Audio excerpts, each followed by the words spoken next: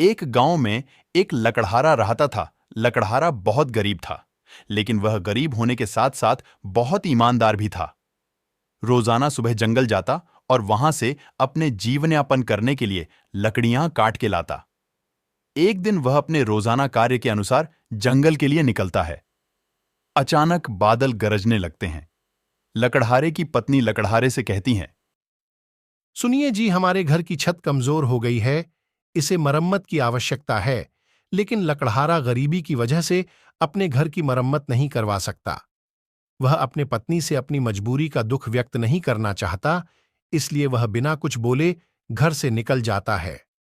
लकड़हारा थोड़ी ही दूर पहुंचता है कि अचानक मूसलाधार बारिश होने लगती है। लकड़हारा वापस अपने घर की ओर लौट आता है। वह देखता है कि उसकी पत्नी घर की छत को बांध रही है। चारों तरफ से पानी टपक रहा है। लकड़हारा उसके ऐसे व्यवहार से दुखी हो जाता है और अपने लकड़ियों के ढेर के पास पहुंचता है। लेकिन वह देखता है कि वहां दूसरे तरह की लकड़ियां दिख रही थीं।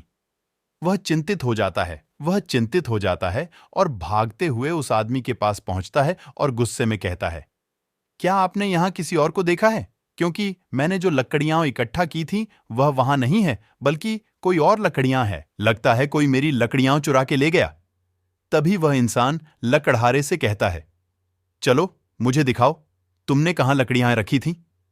जैसे ही लकड़हारा उसे लकड़ियों के पास ले जाता है, वह एक लकड़ी उठा के लकड़हारे की तरफ उत्साहित होकर देखता है और कहता है, अरे, तुम्हारी लकड़ियां तो सोने की बन चुकी है।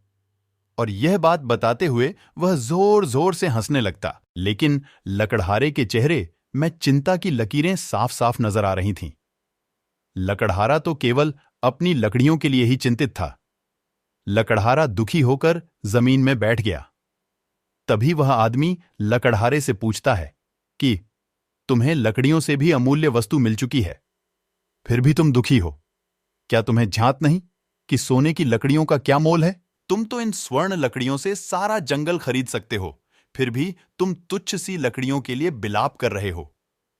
तभी लकड़हारा भावुक स्वर में कहता है, मैं सिर्फ अपनी मेहनत से प्राप्त की गई वस्तु पर प्रसन्न होता हूं। ये स्वर्ग लकड़ियां मेरे कोई काम की नहीं। मुझे तो अपनी वही लकड़ियां चाहिए जो मैंने इकट्ठा की थी। लकड़हारे की यह बात सुनते ही वह इंसान चमत्कारी रूप में दिखाई देने लगते हैं। लकड़हारा इतना विशाल रूप देखकर हाथ जोड़कर खड़ा हो जाता है और उसे एहसास हो जाता है, यह जरूर कोई देव पुरुष है। अचानक लकड़हारे के सामने उसका पुराना लकड़ी का ढेर दिखाई देने लगता है। लकड़हारा जल्दी से भागकर अपनी लकड़ियों को पकड़ लेता है। देव उसकी ईमानदारी बहुत प्रसन्न होते हैं और उसे आशीर्वाद देकर विदा कर देते हैं। लकड़हारा अपनी लकड़ियां लेकर अपने घर आ जाता है। लेकिन थका हारा जैसे ही वह अपने घर पहुंचता है तो उसकी आंखें चकाचौंध हो जाती हैं। उसका घर, जिसकी हालत बहुत खराब थी, अब वह किसी महल से कम नहीं लग रहा था। लकड़हारा यह सब देखते ही समझ गया कि यह जरूर उसी देव की महिमा है।